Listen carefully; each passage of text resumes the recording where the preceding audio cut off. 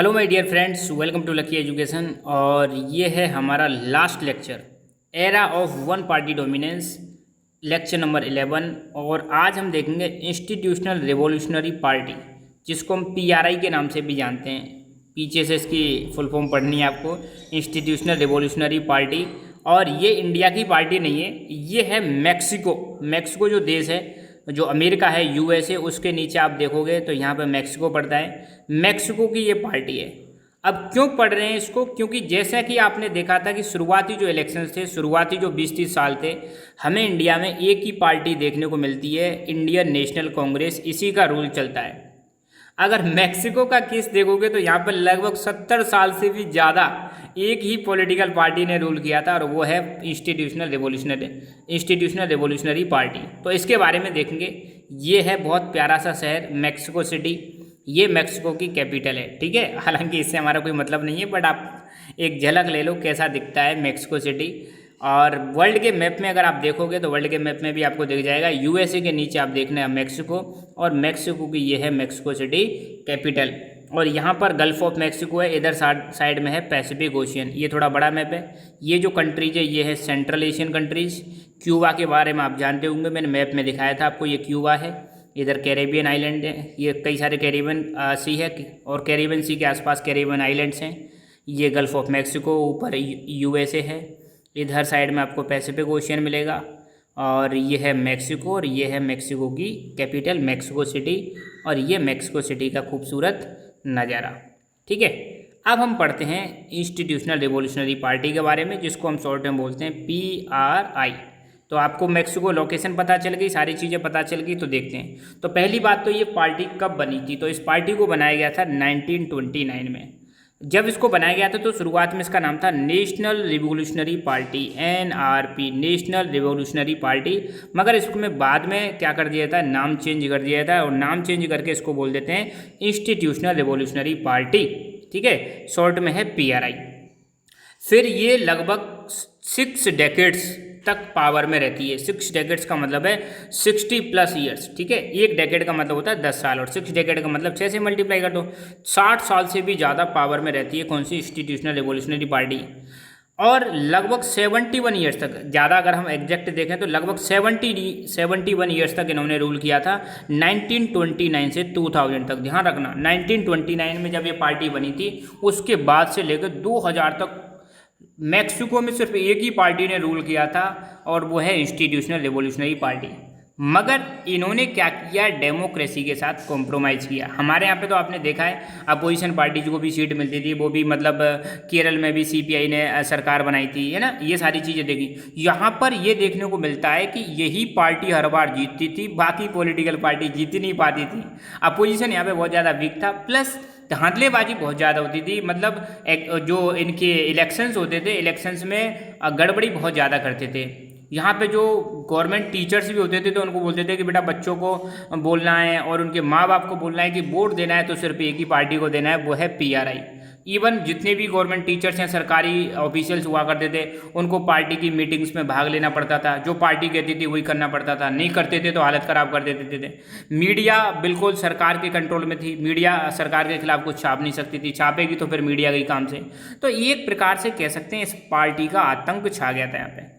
मतलब डिक्टेटर बन गई थी ये। क्या बन गई थी? डिक्टेटर, तानाशाह बन गई थी। तो जब भी मतलब डिक्टेटरशिप का एग्जांपल दें तो इसका भी एग्जांपल दे सकते हैं कि इस पार्टी ने भी यहाँ पे डिक्टेटरशिप की, ठीक है। तो कितने सालों तक रूल किया? 71 ईयर्स तक अनइंटरप्टेड पावर रही इनके पास, कोई रोक नहीं सकता था। 1929 बनी, 2000 तक, 2000 में इलेक्शन हुए थे, तब ये हारी थी party. It represented the legacy of Mexican revolution. अब देखो 1910 से 1920 के बीच में मैक्सिकन रेवोल्यूशन हुई थी। तो मैक्सिकन रेवोल्यूशन में मतलब इसने उसकी रेवोल्यूशन की जो लीगेसी है उसको आगे बढ़ाया, ठीक है। मतलब लोगों का शुरुआत में इस पार्टी को क्या रहता है? सपोर्ट रहता है। और सपोर्ट रहता है तो सिंपल सी बात है, इसके जो लीडर थे वो मैक्सिकन रेवोल्यूशन में भाग लिया था उन्होंने। इसी वजह से रेवोल्यूशन के जो आइडियाज़ थे इनको ये आगे लेके जाती है। जैसे इंडियन नेशनल कांग्रेस लेके गई थी, ऐसे ये लेके जाती है, ठीक है ना। Originally, PRI was a mixture of various interests, including political, military leaders, laborers, peasant organizations, and numerous political parties. जैसे यहाँ पे कांग्रेस में कई सारे छोटी छोटी पार्टी जुड़ी हुई थी, सेम टाइप की पार्टी ये थी। यहाँ पर भी अलग अलग इंटरेस्ट के लोग थे, अलग अलग पॉलिटिकल लीडर्स हुआ करते थे, मिलिट्री लीडर्स हुआ करते थे, लेबर ऑर्गेनाइजेशंस हुआ करते थे, पीजेंट ऑर्गेनाइजेशन इससे जुड़े हुए थे। बहुत सारी छोटी मोटी पार्टी इससे जुड़ी हुई थी।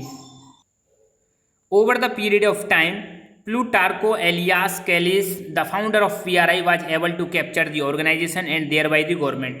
तो आप ध्यान रखना, इस पार्टी के जो फाउंडर थे, अब पता नहीं इसको स्पेनिश में कैसे प्रोनाउंस करेंगे, मैं तो डायरेक्टली ऐसे ही बोल रहा हूँ अपने इंडियन लैंग्वेज में, प्लूटार्को एलियास कैलिस। ठीक है, तो ये हैं इसके फाउंडर PRI के। ये फिर ऑर्गेनाइजेशन को भी कैप्चर कर लेते हैं और फिर बाद में गवर्नमेंट को भी अपने कैप्चर कर लेते हैं। Elections were held at regular intervals and it was PRI which von every time. अब देखो यहाँ पे देखने के लिए तो मजाक होता था, हर साल मतलब जितना भी टाइम होता था, मतलब एक निश्चित टाइम पीरियड के बाद यहाँ पे इलेक्शंस कंडक्ट किए जाते थे, जनरल इलेक्शंस हुआ करते थे। तो देखने के लिए तो आपको लगेगा हाँ यार डेमोक्रेसी और इलेक्शंस हो रहे हैं, but election free and fair नहीं थे। और डेमोक्रेसी की फीचर है, ये डेमोक्रेसी की खासियत है कि डेमोक्रेसी में जो इलेक्शन है वो फ्री एंड फेयर होने चाहिए, मगर यहाँ पे इलेक्शन फ्री एंड फेयर नहीं थे। हमेशा इलेक्शंस में धांधलेबाजी होती थी और हर बार एक ही पार्टी जीतती थी, उसका नाम था PRI। Other parties existed in name only so as to give the ruling party greater legitimacy. बाकी जो पार्टी हुआ करती थी नाम मात्र की पार्टी थी, नाम के लिए एग्जिस्ट करती थी, इसकी वजह से इसको और ज़्यादा पावर मिल जाती है, किसको? PRI को। The electoral laws were operated in manner so as to ensure that PRI always won. अब यहाँ पे जो चुनाव संबंधी जो कानून थे, चुनाव संबंधी जो नियम थे, वो इस प्रकार बना रखे थे कि हर बार कौन जीतेगा? PRI ही जीतेगी, PRI को ही फायदा मिलेगा। Elections were often rigged and manipulated by the ruling party. अब यहाँ पे देखो मैक्सिको में रूलिंग पार्टी कौन सी है? Ruling party institutional revolutionary party है। तो ये पार्टी क्या करती थी? इलेक्शंस को रिग्ड और देखो मैनिपुलेशन का मतलब है अपने हिसाब से, मतलब उनको करवाना, कंडक्ट कराना। रिग्ड का मतलब है वही धांधलेबाजी करना। कई बार तो ऐसा हो रहा है, एक दिन पहले बता दिया कि वोटिंग इस जगह पे होगी, अगर PRI को लग रहा है कि यहाँ पर इसके खिलाफ वोट डलने वाले हैं तो ये जो पोलिंग बूथ है उसकी पोजीशन ही चेंज कर देते थे। मतलब मनमर्जी करते थे, अपने हिसाब से इलेक्शन करवाते थे, दूसरों को जीतने ही नहीं देते थे। Its rule was described as perfect dictatorship. देखो अब यहाँ पर NCERT में क्लियरली लिखा हुआ है, इनका जो शासन था उसको हम कह सकते हैं एक परफेक्ट तानाशाह का एग्जाम्पल है। परफेक्ट तानाशाह जिसको कहते हैं ना, तानाशाह कौन होता है? जो अपनी मनमर्जी करता है, जिसके आगे कोई नहीं है, जो ना किसी कानून की सुनता ना किसी व्यक्ति की सुनता, जो मन में आए वो करता है। तो इस पार्टी की तानाशाही यहाँ पे हमें देखने को मिलेगी मैक्सिको में। Finally the party lost in the presidential elections held in 2000। तो भाई दिन तो आता है एक दिन, हमेशा ऐसा सिस्टम तो चलेगा ही नहीं। भारत में अंग्रेजों का भी मतलब नहीं रहा पूरा, अंग्रेजों को भी छोड़ के जाना पड़ा। तो एक दिन तो आता है जब मतलब पावर क्या होती है, कम हो जाती है। तो 2000 में प्रेसिडेंशियल इलेक्शन हुए थे, यहाँ पे प्रेसिडेंट के जो चुनाव हुए थे 2000 में, और 2000 में पार्टी हार जाती है और ये व्यक्ति बन जाते हैं यहाँ के प्रेसिडेंट। इस व्यक्ति का नाम है भैया विसेंटे फॉक्स। विसेंटे फॉक्स जो हैं ये बन जाते हैं यहाँ के president. Mexico is no longer one party dominated country. अब हम नहीं कह सकते Mexico one party dominated country है, मगर हाँ इससे पहले लगभग 70 सालों तक सिर्फ एक ही पार्टी का डोमिनेशन रहा, that was the institutional revolutionary party. Short में याद रखना PRI, और यहाँ से पढ़ना स्टार्ट करना इंस्टीट्यूशनल, फिर रिवॉल्यूशनरी और फिर है पार्टी। ये चीज़ ध्यान रखना। अब देखो ये अपनी बुक में नहीं है, जस्ट आपकी नॉलेज के लिए मैं बता देता हूँ। 2000 में जो इलेक्शन हुए थे यहाँ पे, तो वहाँ पर ये भाई साहब बन जाते हैं प्रेसिडेंट। इनकी एक पार्टी का नाम था पैन की फुल फॉर्म है पार्टी एक्शन नेशनल, कुछ ऐसे करके, national action party, sorry national action party. Pan को अगर यहाँ से स्टार्ट करोगे नेशनल एक्शन पार्टी, पता नहीं क्या सिस्टम है, यहाँ उल्टा पढ़ना पड़ता है इनको। तो नेशनल एक्शन पार्टी, इस पार्टी से बिलोंग करते हैं ये विसेंटे फॉक्स ये। और इन्होंने क्या एक अलायंस बना लिया, गठबंधन बना लिया था, और गठबंधन का नाम था अलायंस फॉर चेंज। अब सिंपल सी बात है, इस पार्टी के खिलाफ PRI के खिलाफ गठबंधन बन जाएगा तो जीत हासिल होनी है, ठीक है। तो इस बार थोड़े ज़्यादा मजबूत थे गठबंधन में, तो ये फिर हरा देते हैं PRI को और यहाँ पर लिखा भी हुआ है the presidential elections were won by Vicente Fox of the Alliance for the Change who received 43%। इनको कितने परसेंट वोट मिलते हैं? 43% के समथिंग मतलब वोट मिलते हैं इनको। बाकी को मतलब बहुत कम वोट मिलते हैं। PRI को मात्र 36% वोट मिले थे। और first time opposition had won the election, पहली बार ऐसा हुआ था मैक्सिकन रेवोल्यूशन के बाद, पहली बार ऐसा हुआ था कि अपोजिशन पार्टी चुनाव जीत पाई है। किसके खिलाफ?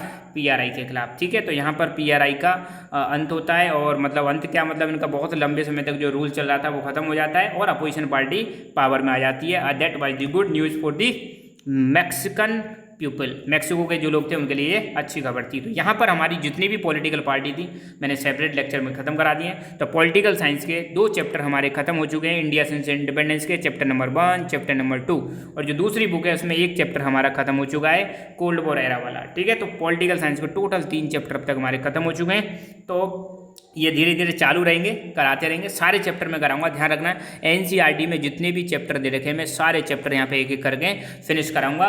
बस आप जुड़े रहो, पढ़ते रहो, और अपने कोई सुझाव है तो सुझाव भी आप दे सकते हो। So thank you so much, keep learning, keep enjoying, and God bless you all.